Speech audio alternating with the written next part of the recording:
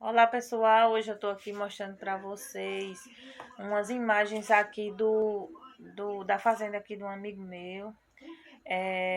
O tempo se preparando para chover, né? Coisa linda aí, vocês vão ver. E imagens da chuva que caiu hoje aqui no nosso interior aqui. Graças a Deus, chuvinha boa, viu? Desde já eu peço a vocês que assistam, se inscrevam, deixem o like e todos fiquem com Deus.